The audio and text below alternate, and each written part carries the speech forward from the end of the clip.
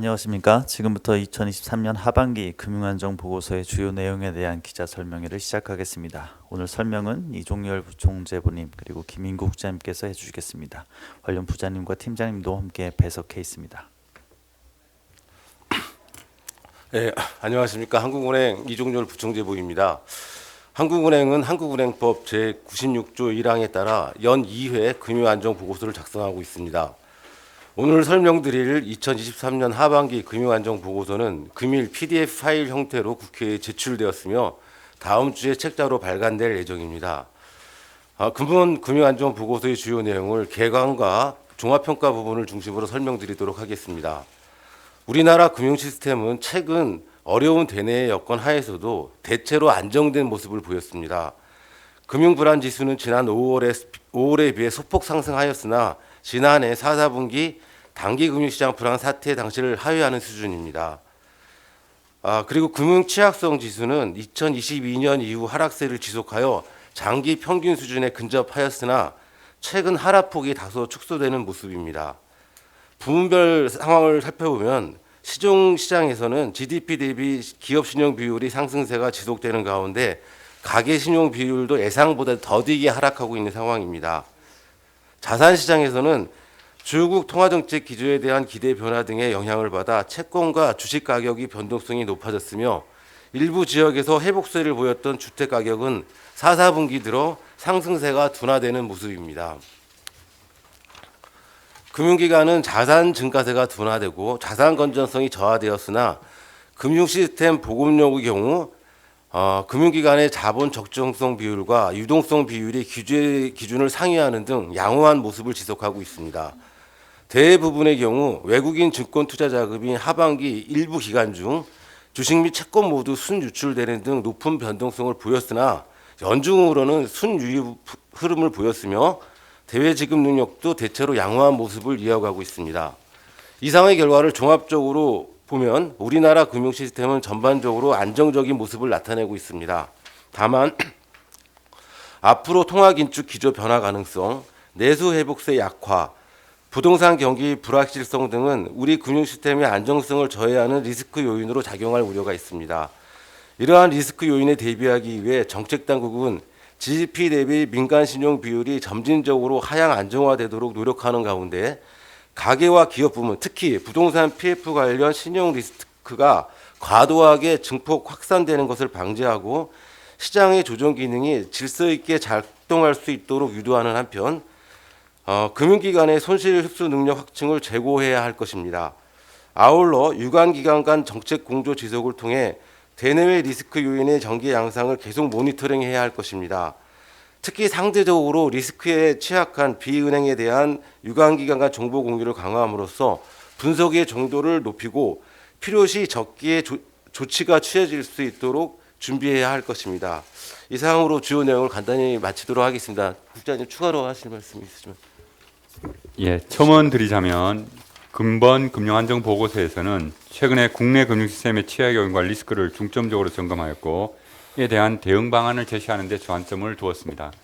현안 분석에서 높아진 금리 수준과 신용 리스크 확대 가능성 등 최근의 대내외 리스크 요인이 기업과 예금 취급 기관에 미치는 영향을 심층 점검하였습니다. 또한 참고 박사에서는 가계 및 자영업자 대출의 부실률을 점검하였고 우리나라 상업용 부동산 담보대출 리스크, 증권회사 예전사의 자금 조달 관련 리스크도 살펴보고 정책 대안을 제시하였습니다. 이 밖에 중장기적 시기에서 기후변화 리스크 관련 사항도 점검했다는 점을 말씀드립니다. 이상 이종열 부총재와 저희 모두 발언을 마치도록 하겠습니다. 네, 지금부터는 질의응답 시간을 갖겠습니다. 질의해 주실 때는 소속과 성명 함께 말씀해 주기를 부탁드립니다.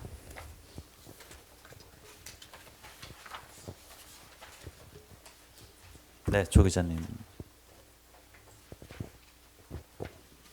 네, 서영재 조정 기자입니다. 일단 오늘 태영건설 워크아웃 시청했는데 지금 보면은 건설업 특성상 이게 개별업체 문제가 업계 전반을 확산하면서 이제 자금 경색이 나타날 가능성이 있다는 지적이 나오고 있는데 11월 통방에서도 PF ABCP 차원 문제가 거론됐고 이번 보고서도 같은 문제가 이제 언급됐는데 이번 태영건설 워크아웃으로 이제 자금 시장 경색 문제는 없는지 궁금하고요. 두 번째 질문이 이번 보고서를 보면 부동산 PF가 사업성을 가지려면은 부동산 경기가 이제 어쨌거나 회복되고 금리도 낮아져야 되는데 그 과정에서는 뭐 가계 대출이 다시 늘어날 수밖에 없는데 이번 보고서를 보면 가계대출 관리 대책으로 가계대출을 줄여야 한다면서 또 동시에 부동산 시장이 위축되면 PF 손실 위험이 커진다고 하셨는데 이게 좀 앞뒤가 안 맞는 것 같고 결국 이제 가계부채가 더 늘지 않도록 이 부동산 영착륙을 가는 것과 또 부동산 PF가 금융기관 손실을 일지 않도록 부동산 경기를 위축시키지 않는 것, 그러니까 두 개가 상충되는 것 같은데 어디에 더 우선순위를 둬야 된다고 보시는지 궁금합니다. 조금 세부적인 사항이니까 제가 답변드리도록 하겠습니다. 먼저 말씀하셨던 그 자금시장 경색 부분, 작년 4, 4분기와는 좀 다른 모습인데요. 일단 가격 지표로 보나 물량 지표로 보나 일단 가격 지표는 금리 스프레드나 이런 부분들 현재까지는 별다른 어떤 이상적인 그 변동성 확대는 없는 것 같고요. 물량은 연말 아마 계절적 요인 때문에 줄어들어 가지고 이것이 뭐 오늘 어떤 발표된 그 소식이 사전에 뭐 영향을 미쳤는지는 사실 확인할 길이 없는 것 같습니다. 일단 이 부분은 좀 더 지켜봐야 된다는 점을 말씀드릴 수밖에 없을 것 같습니다. 그다음에 이제 가계대출 증가 어떤 그런 관리 대책과 부동산 PF 이제 위축을 해결하는 게 약간 상충된다고 말씀하셨는데 일단 부동산 PF 자체는 뭐 그 소위 말하는 가계대출과 직관된 아파트나 내지는 주택 건설과 된 부분도 있고 잘 아시다시피 어떤 지식산업센터라든지 여러 가지 물류센터 이런 부분도 여러 가지 관련되어 있거든요. 약간 가계대책은 가계대책대로 민간 신용 대비 어떤 GDP 비율을 점진적으로 하향한다는 기조는 계속 유지하는 부분이고요. 그 사이에 이제 중간중간에 이제 PF와 관련된 내지는 이런 그 위축과 관련된 어떤 시장 위험 요인 이런 부분 나오면 그때마다 대책이 있으니까 뭐 저기 반드시 상충된다고 보실 필요는 없을 것 같습니다. 네, 다음 질문 받겠습니다. 네, 윤 기자님. 네, 한국일보 윤주영 기자라고 합니다. 앞선 질문과 연결되는 질문인데요. 지금 여기 보고서에 나온 거는 11월 기준의 그 FSI 지수인데 이게 혹시 오늘 태형건설 워크아웃 신청으로 향후 높아질 가능성도 있는 것인지 금융권 전반에 미치는 영향에 대한 한은의 전망을 말씀해 주시면 감사하겠습니다. 그리고 두 번째 질문은 부동산 PF와 관련된 것인데 올해 대주단을 가동을 하면서 PF 부실을 지연시켰다 이런 주장도 있는데 여기에 대한 설명도 부탁드립니다. 예, 조금 세부적인 사항이니까 또 FSI는 11월까지 약간 이제 올라갔는데 저희가 뭐 잠정적으로 내부적으로 그러니까 올라간 이유는 이제 여러 가지 심리 지표가 좀 안 좋았다거나 내지는 이제 연체율이 이제 비은행 부분이 좀 올라가면서 높아졌는데요. 지금 12월은 일단 여러 가지 마침 연준이 어떤 피복 그런 기대 등으로 인해 가지고 일단 변동성이 축소되고 이러면서 약간 내려온 걸로 되어 있습니다. 여기 전에 말씀하셨듯이 향후는 태형 때문에 높아질 가능성이 있느냐라고 말씀하셨는데 아까 우리 조 기자님 말씀하셨듯이 현재까지 어떤 PF, ABCP 관련 스프레드나 이런 부분이 크게 확대된 그런 부분은 안 보이거든요. 그걸 그대로 적용한다면 FSI가 태형 때문에 뭐 급격히 높아진다. 그 다음에 또 여러 지표 중에 하나이기 때문에 다른 지표도 FSI에 영향을 주지 않겠습니까, 그죠? 그래서 우리가 특별히 크게 높아질 가능성은 크지 않다라고 현재 실무적으로는 판단하고 있습니다. 그리고 부동산 PF 대주단 가동했는데 부실 뭐 지연만 시킨 거 아니냐 이런 어떤 말씀을 주셨는데 실제로 그동안 계속 말씀드렸듯이 질서 있게 정리하는 어떤 그런 즉 PF 대주단을 통해서 기존에 이제 문제되었다고 하는 어떤 PF 사업장이 이제 기자님들은 안 다루어 주셨지만 어떤 여러 가지 사업장별로 진행은 되고 있거든요. 그런 과정에서 이제 태형이 이제 나온 거지 전체적으로 이렇게 이제 뭐 이렇게 질서 없게 막 진행되는 건 태형이 그렇게 부각된 건 아니기 때문에 예컨대 기존 언론 일부 언론에서도 보고하셨듯이 질서 있게 구조정전이 하위 뭐 이렇게 계속 진행되고는 있거든요. 그런 부분도 생각해 주시면 PF 대주단 협약이 뭐 예컨대 특별히 가동해서 효과가 없었냐 이렇게 보기는 좀 어려울 것 같습니다. 네, 다음 질문 받겠습니다.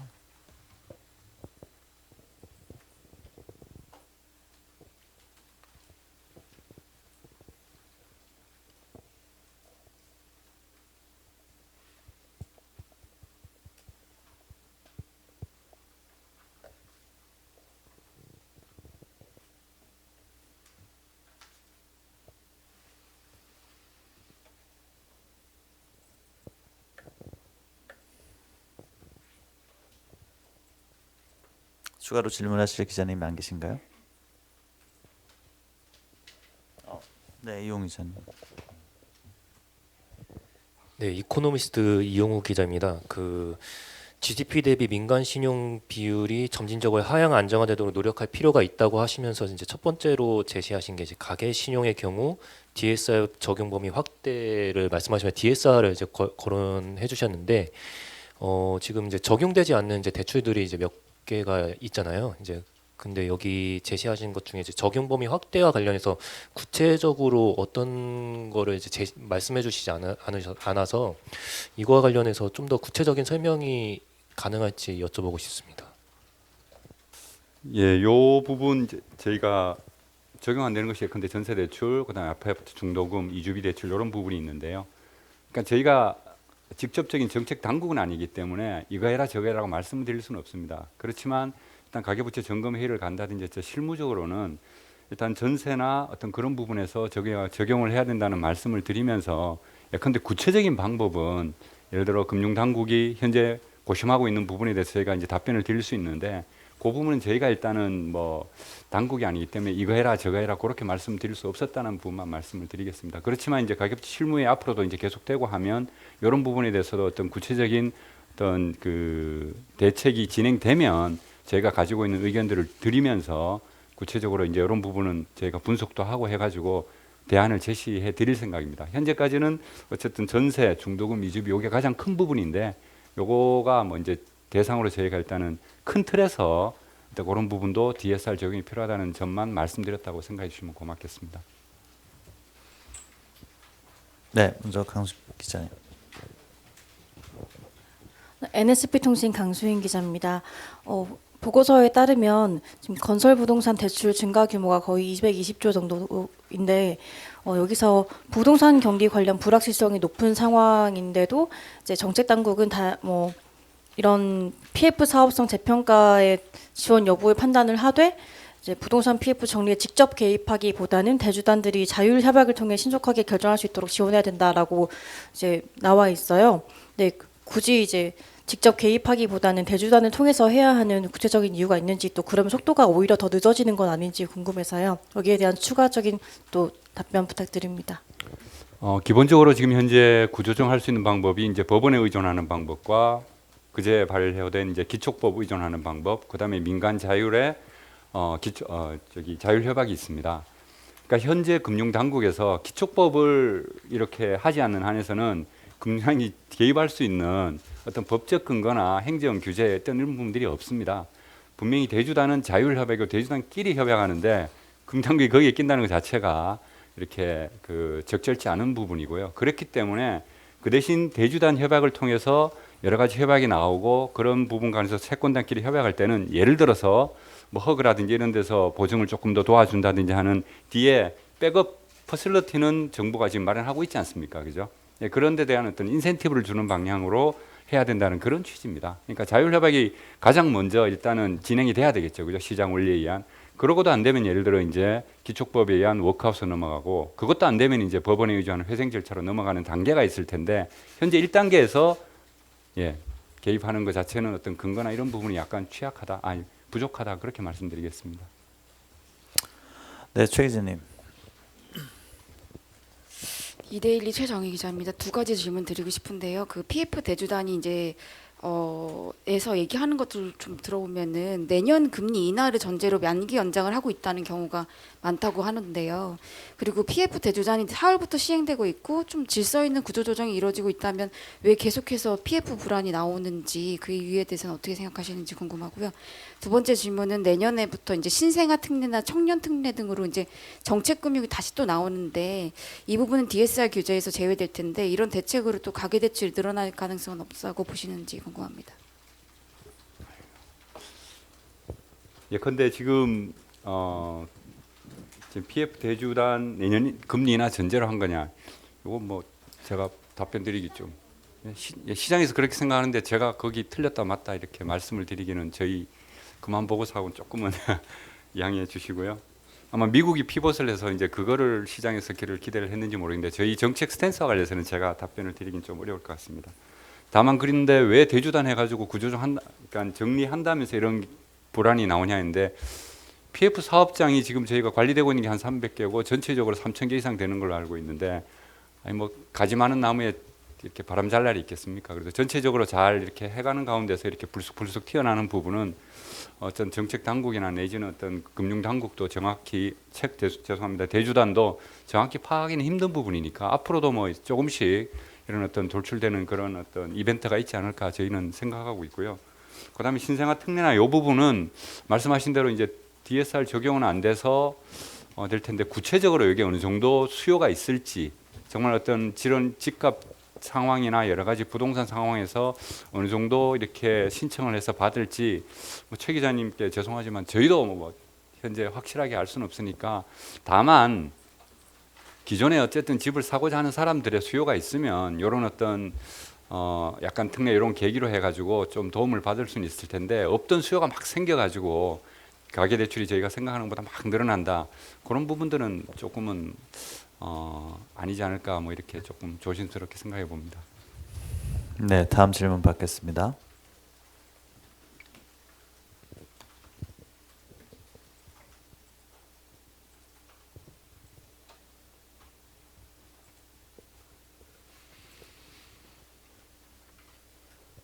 추가 질문 있으신가요? 네, 조 기자님 추가 질문 하시죠. 뭐 어차피 없어서 몇 가지만 더 여쭤보고 싶은데, 그 일단 보고서에서 보면은 그 기업 신용 관련해서 말씀하시면서 그 부동산업 대출, 최근 부동산업 대출이 비은행권 중심으로 부가가치를 상회하는 규모로 공급되는 등 금융 시스템 내 자원 배분 효율성이 저하됐다고 평가하셨는데, 그래서 이게 PF 등 특정 부분으로 기업 시장에 과도하게 공급되지 않도록 권역별 규제 차익을 뭐 적절하게 관리할 필요가 있다라고 하셨는데, 이게 어떤 내용인지 좀 구체적으로 궁금하고, 두 번째는 오늘 이제 어떤 태영건설이 나왔는데 구체적으로 뭐 기업을 언급하기는 어렵겠지만 추가적인 워크아웃 가능성 뭐 이런 거 어떻게 보시는지 하나 더 궁금하고, 또 하나는 이렇게 이번 뭐 태영 워크아웃 이번 사태가 뭐 쉽게 진정된다면 괜찮겠지만, 만약에 이게 확산돼서 뭐 자금시장 경색이 지난해처럼 레고랜드처럼 뭐 확산되거나 이렇게 한다면 한은도 이와 관련해서 뭐 유동성 지원을 할 계획이 있으신지 좀 궁금합니다.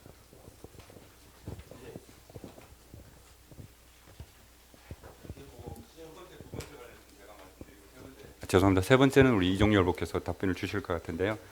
첫 번째 이제 부동산은 부가가치, 예를 들어 권역별 규제 차익이 뭐냐 했을 때, 현재는 근데 부동산 대출 관련 여신 한도라든지 그다음에 부동산 대출을 했을 때 어떤 손실에 대비한 대손 충당금 적립 요구 어떤 비율이라든지 이런 부분들이 조금씩 차이가 있습니다. 그것은 이제 은행과 비은행의 어떤 태생적인 역할의 차이에서 이제 비롯되는 부분이라고 할 수 있고요. 그런 부분들이 그동안 조금 컸다라는 부분이 있으니까 그걸 조금 격차를 줄이자. 그렇다고 해서 우리가 이제 비은행의 어떤 그 원래 취지, 목적, 어떤 그 펑션을 우리가 생각을 해야 되는 부분도 있지 않겠습니까? 그래서 어쨌든 감독 당국이 지금 상반기에 발표한 부분도 있고 하반기에 추가적으로 내년에 어떤 할 수 있는 부분도 있을 텐데요. 제가 말씀드린 거는 어떤 부동산이나 이쪽 부분에 대한 여신 어떤 한도라든지 그런 관리 부분, 그 다음에 그것을 일단 실시를 했을 때 손실에 대비한 어떤 대손 충당금 적립이라든지 그런 부분에 있어서 은행과 다른 어떤 크게 차이나는 부분을 적절히 조절할 필요가 있다, 그런 차원에서 말씀드린 겁니다. 그 다음에 이제 추가적인 워크아웃 가능성, 이 부분은 뭐 아까 최 기자님 말씀하셨던 부분인데 저희도 잘 모르겠습니다만은 어쨌든 최대한 안정되기를 바라는 마음입니다. 한국은행이 어떻게 대응할 거냐고 여쭤보셨는데요. 사실은 저희가 지금 상황에서 이게 크게 뭐 금융시장 안정이라든지 이런 데 미칠 영향은 크지 않다고 보고 있습니다. 굉장히 제한적이다라고 생각을 하고 있고, 만에 하나 만약에 시장 전반적인 어떤 거기에 영향을 미치게 된다면 한국은행도 정부에 좀 잘 협력해가지고 필요한 조치를 취할 것이다라는 정도만 말씀을 드립니다. 네, 다음 질문 받겠습니다. 강 기자님 서 계시니까 먼저. 네. 네, 한국경제 강진규 기자인데요. 그 부동산 PF 그 대출 잔액 중에 혹시 뭐 부실 위험 규모랄지 뭐 이런 걸 평가할 수 있는 게 있는지 뭐 궁금하고요. 그다음에 그 연체율도 상당히 올라서 지금 최고치를 기록하고 있는 것 같은데 여기에 대해서 좀 어떻게 평가하시는지 좀 구체적으로 설명 부탁드립니다. 예, 그 부동산 PF 관련해서 이제 뭐 130 몇 조라고 일단 나고 우발 채무를 제마하면요, 이제 어떤 부실 규모를 판단할 수 있냐 그러는데, 사실 부동산 PF가 핵심이 미래의 어떤 그 분양이나 이런 거에 따른 캐시플로우의 어떤 진행 상황 아니겠습니까, 그죠? 예, 그거는 사실 현재 어떤 거시경제 여건, 그다음에 금리 수준 여러 가지하고 같이 이렇게 연결돼서 사업장별로 당연히 판단 평가하게 되어 있습니다. 그런 미시적 자료나 아마 감독당이나 그런 부분에서는 계속 그 모니터링하고 있는 걸 알고 있는데 저희가 지금 그 사업장별로 구체적으로 파악하고 있지는 못하고 있습니다. 그래서 캐시플로우가 좋아지려면 당연히 뭐 금리도 좀 내려가고 거시경제 여건도 좋아지고 분양도 잘 되고 이러면 사업장의 어떤 사업성 평가가 완전히 또 달라지는 부분이 있으니까요. 그 다음에 이제 연체율 부분은 저희가 이렇게 말씀드리겠습니다. 일단 지금 높아진 금리 수준 이렇게 보면 예를 들어 이제 만기 도래하고 금리 재조정 기간도 도래하고 하면서 바뀌지 않겠습니까, 그죠? 그러니까 원래 이미 높아졌던 이 부분들이 내년에도 이렇게 영향을 미친다. 그 부분은 뭐 부인할 수 없는 부분이고요. 그렇게 되면 이제 가게나 기업들이 그걸 얼마 정도 갚냐 이런 부분은 그때 가서 이제 알 수 있을 텐데 현재까지는 그래도 저희가 생각했던 것보다는 연체율 속도가 좀 빠르긴 하지만 그래도 어떤 장기 평균이라든지 어떤 그런 부분에서 금융권 전체로는 상당히 낮다. 그래서 그렇게 일단은 그거는 확실히 말씀드릴 수 있을 것 같습니다. 저희가 뭐 이 그래프나 여러 가지 도표에서 다 보여드렸듯이 오른 속도를 가지고 뭐라 하는 건 아니고 전체 수준이나 이런 부분은 그래도 낮다. 그렇게 말씀드릴 수 있겠습니다. 네, 문 기자님 질문하시겠습니까? 네, 안녕하세요. 헤럴드 경제 문혜연입니다. 그 자료 13페이지에 보시면 부동산 예금 취급 기간의 기업 대출 업종별 현황에서 새마을금고는 제외됐다고 하셨는데요. 사실 새마을금고도 부동산 PF 많이 하고 있고 얘기가 좀 되고 있는 걸로 아는데 어느 정도 규모를 좀 파악하고 계신지 새마을금고 부동산 PF는 어떤 상황인지 설명 부탁드립니다. 그러니까 요거는 저희가 이제 새마을금고 일부러 제외한 건 아니고요. 그러니까 앞에 보면 이제 그 대출 뭐 연체율이나 이런 부분이 다 포함되어 있는데 이런 어떤 이제 구체적인 그 약간 미시로 들어가는 데이터는 저희가 이제 새마을금고에 대해 직접적인 어떤 자료 요구 권한을 현재는 이제 저희가 행사하지 않고 있는데요.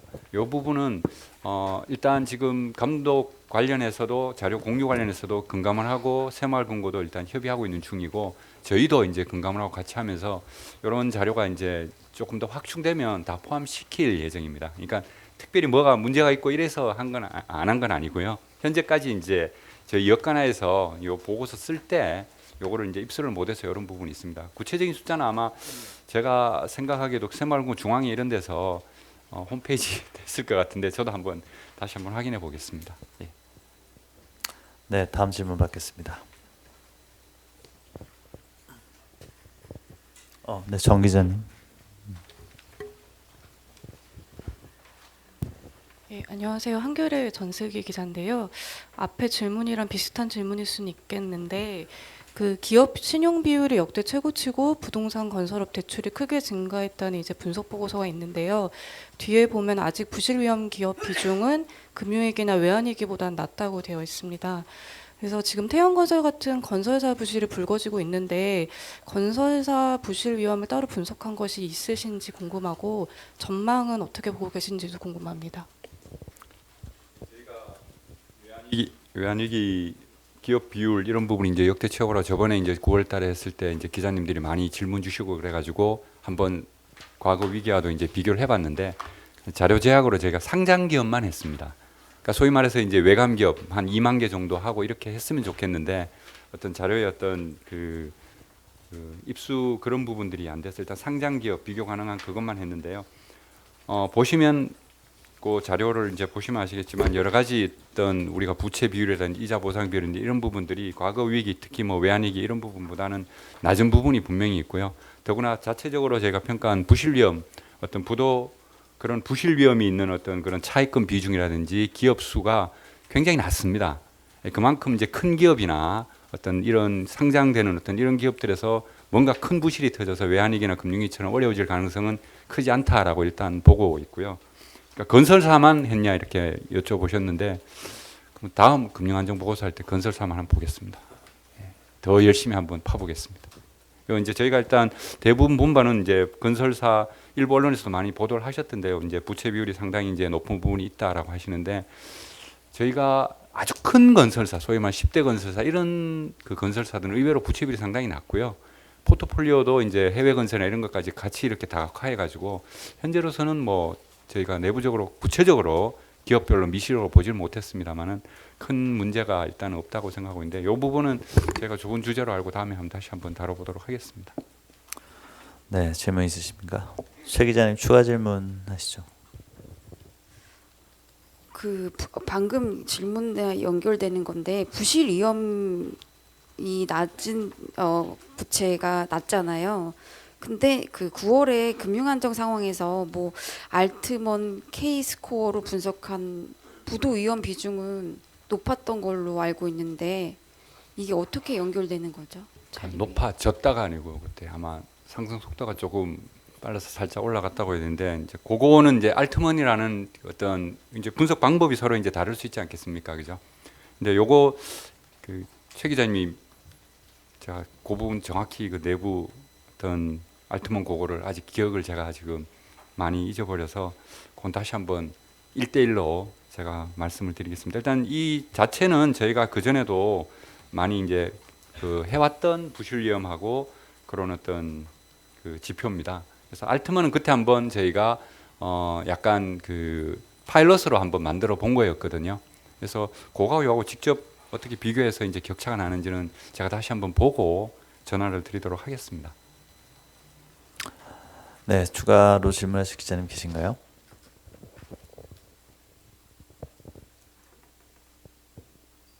네, 김 기자님. 네, 데일리한 김효승입니다. 저 가계대출 궁금한 점이 있어서요. 보면 가계대출이 증가하는데 주담대 중심, 그 다음에 고소득층 중심으로 증가했다고 보는데 이게 저소득층 대출이 증가할 때보다 고소득자, 그 다음에 부동산 담보 대출 중심으로 증가할 때 리스크가 좀 더 적다고 봐도 되는지 궁금합니다. 예, 저희가 이제 왜 이제 주담대 중심이고 고소득자 중심이라고 한 거는 방금 기자님이 지적하셨던 그 부분을 간접적으로 말씀드리기 위함이었습니다. 왜냐하면 이제 2020년, 21년에는 주담대만 증가한 게 아니고 그 한도를 채우기 위해서 신용대출, 기타 대출도 확 같이 증가했거든요. 소위 말하는 연끌대출이죠. 이제 그런 부분들이 안 나타나기 때문에 상대적으로 어떤 가계부채의 어떤 그런 질 부분에 있어서는 그때보다는 조금 우려가 덜하다는 부분을 간접적으로 말씀을 드리기 위함이었고요. 그 다음에 어떤 고소득층이 빌려가기 때문에 우리가 채무 상환이라고 하는 어떤 DSR이나 이런 부분에서는 상당히 안정돼 있으니까 나중에 이게 부실화될 가능성이 상대적으로 적다는 어떤 그런 부분들을 말씀드리기 위해서 이제 요 두 가지를 조금 강조한 부분이 있습니다. 네, 한 질문 한두 개를 끝으로 설명회를 마감할까 하는데 혹시 질문하실 기자님 계십니까?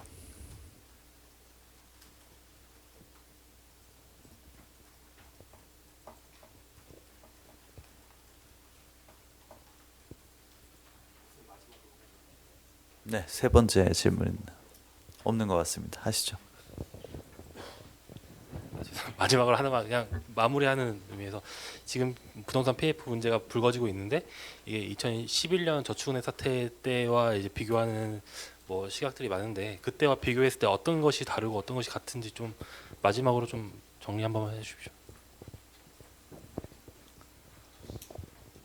예, 그때 저축은행 사태는 일단 상대적으로 이제 그 브릿지론이나 이런 부분에서 저축은행이 과감히 많이 들어오면서 부실이 컸던 부분이 있고 지금은 이제 상대적으로 어쨌든 저축은행의 어떤 그런 비중은 상대적으로 크지 않은 부분이고요.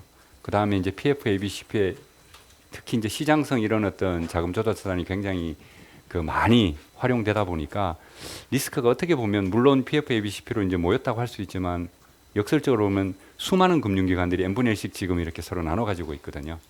그러니까 그때처럼 이렇게 어떤 특별한 이벤트가 쾅 터져가지고 같이 이렇게 그러니까 크게 데미지가 있는 부분들을 지금은 수많은 금융기관들이 얽혀가지고 있어가지고 조금씩 버든 쉐어링을 하는 부분이 그런 부분이 있다. 그렇게 좀 생각해 주시면 예.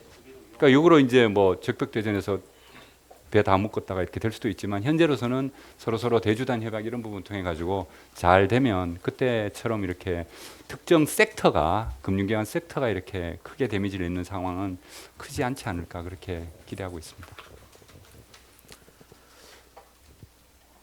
네, 윤 기자님 추가로 질문 하나 하시고.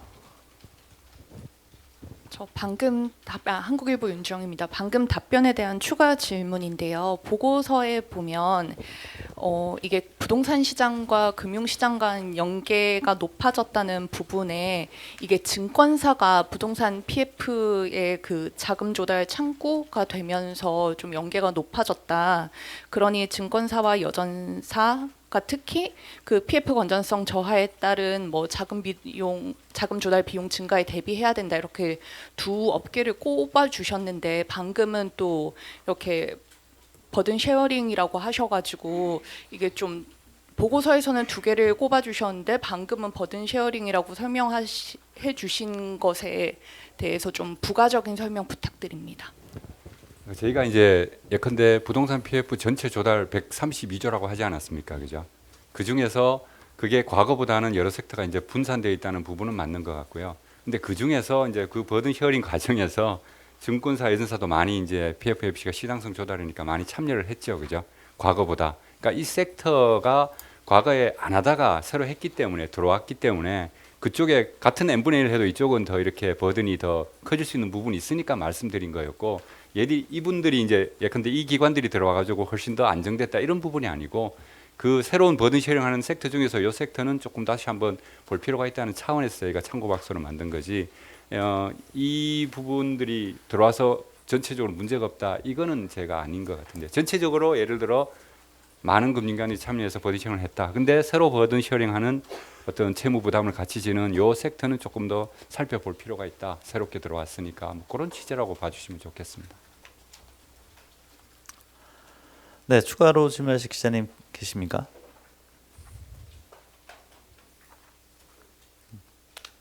네, 없으시면 이것으로 오늘 기자 설명회를 마치겠습니다. 감사합니다. 수고하셨습니다.